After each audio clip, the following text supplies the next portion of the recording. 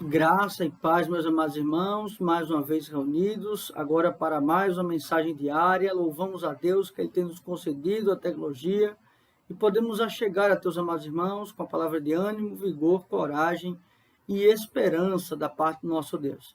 Meus amados irmãos, nós hoje vamos iniciar algumas reflexões, breves reflexões, na carta do apóstolo Paulo aos Colossenses. Portanto, eu peço que os amados irmãos abram suas Bíblias em Colossenses 1, hoje apenas os versos 1 e 2. Mas antes vamos ter uma breve oração, rogando ao nosso Deus por iluminação, entendimento da sua santa palavra. Oremos ao Senhor. Pai, muito obrigado, porque mais uma vez o Senhor nos concede a graça, a misericórdia, de podermos ouvir a tua voz, sermos instruídos, alimentados e esperançados pela tua palavra. Ó Deus, fala aos nossos corações. É assim que nós oramos. Em nome de Cristo, nós já agradecemos. Amém.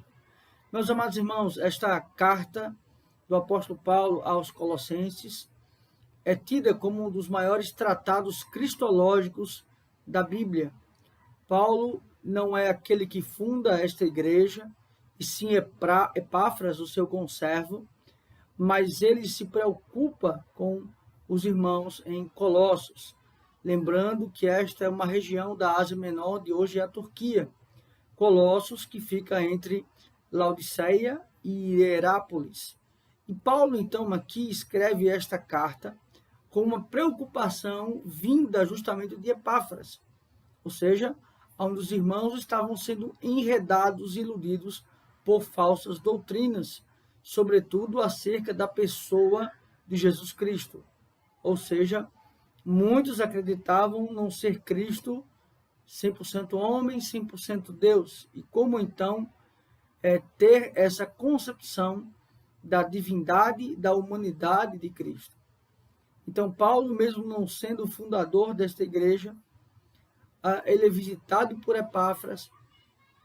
Epáfras vai à sua prisão, a primeira prisão do apóstolo Paulo em Roma, onde ele escreveu Filemão, Filipenses e Efésios, e agora com esta preocupação, de justamente evitar com que os irmãos tenham uma percepção errada da pessoa e da obra de Jesus Cristo. Paulo, então, começa assim esta carta. Paulo, apóstolo de Cristo Jesus. É interessante porque ele vem justamente já trazendo a sua autoridade. Paulo, apóstolo, aquele que foi ensinado, aquele que foi doutrinado pelo próprio Jesus Cristo, aquele que teve um encontro com Cristo. Lembrando que este chamado de Paulo foi um chamado extraordinário em Damasco. Então, Paulo, apóstolo de Cristo Jesus. Aqui ele inverte, ele coloca o Cristo, o crucificado, como sendo, então, o primeiro aspecto. E ele trabalha acerca de Jesus, um nome comum. Então, perceba aqui que ele inverte, ele traz essa concepção de que retrata a obra do nosso Senhor Jesus Cristo. Ele continua e vai dizer, por vontade de Deus. Lembrando sempre que este aspecto é tanto uma vontade decretiva, ele é apóstolo de Cristo desde a eternidade, mas também foi desejo do Senhor que ele fosse apóstolo por vontade de Deus. E o irmão Timóteo. Aqui, então, ele coloca que ele está juntamente com Timóteo, ele traz essa saudação também de Timóteo. Ambos estão e sendo apóstolos pela vontade de Deus, tanto ele como Timóteo, e ele vai dizer, e a Timóteo, aos santos e fiéis irmãos em Cristo, aos santos, aos separados, aqueles que vivem na fidelidade do Senhor. Perceba que aqui ele não está atribuindo algo que se adquiriu pelo mérito humano. Ao tratar os irmãos como sendo santos e fiéis, ele não está dizendo que aqueles irmãos eram perfeitos, mas sim ele está dizendo que aqueles irmãos foram comprados por Cristo através do seu sangue. Portanto, através da obra de Cristo, eles então são santos e fiéis, irmãos em Cristo, ou seja, a filiação é garantida através da mediação de Cristo, que se encontram em Colossos, graça e paz. Aqui é muito importante. Sempre esta saudação, graça e paz, ela não tem uma ordem do acaso, porque é pela graça que somos salvos. É pelo ato imerecedor de Cristo que somos salvos. E ao sermos salvos, então temos a paz com Deus, a reconciliação com Deus.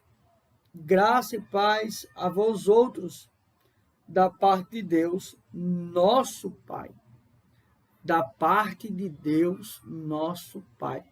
Então perceba que aqui ele está dizendo que esta autoridade, esta palavra que ele vai proferir a esses amados irmãos, não veio de elucubração humana, não veio de questões da mente humana, mas da parte de Deus. Toda esta revelação é da parte de Deus. E aqui ele fecha dizendo da parte de Deus, nosso Pai. Nós não só somos servos do Senhor, mas também somos filhos. Ele fala, nosso Pai. Eu sou irmão, eu sou filho de Deus juntamente com vocês. É isso que ele está dizendo. Apesar de vocês estarem sendo enredados e iludidos por falsas doutrinas, negando a pessoa, a obra de Cristo, distorcendo quem Cristo é, nós somos irmãos e temos a Deus como Pai. Meus amados irmãos, que verdades preciosas o Senhor nos ensina nesses primeiros instantes. Primeiramente, a preocupação para que os amados irmãos não sejam iludidos por falsos ensinos. E esta preocupação também deve ser a nossa nos nossos dias, pois muitas igrejas, muitos pastores se auto-intitulam apóstolos, bispos, mas que na verdade não são. E eles começam a ensinar falsas doutrinas no meio do povo de Deus. Portanto, precisamos estar atentos aos falsos mestres. Aquilo que na verdade nos afasta de Deus. Uma outra coisa que é importante, o descanso na obra redentora e na pessoa de Cristo. Nós temos então, portanto, filiação. Nós temos então, portanto, um Pai que cuida de nós e um irmão que está à destra de Deus intercedendo por nós. Que verdades preciosas, meus irmãos. Podemos descansar no nosso Deus. Que Deus assim nos abençoe. Vamos orar encerrando esse momento. Pai, muito obrigado porque mais uma vez meditamos na Tua palavra. Obrigado, Senhor, porque o Senhor cuidou da Tua igreja no passado, levantando homens para ensinar as Tuas verdades. E o Senhor continua fazendo isso hoje, ó Deus, levantando pastores, mestres, ministros do Teu Evangelho, para conduzir o Teu povo na sã doutrina. Obrigado, Pai, pelo Teu cuidado. Nós apenas somos instrumentos Teus e nos faz, Senhor, ser simplesmente arautos da Tua verdade. Obrigado, Senhor, é assim que nós oramos. Em nome de Cristo, nós já agradecemos. Amém. Que Deus assim os abençoe, meus amados irmãos.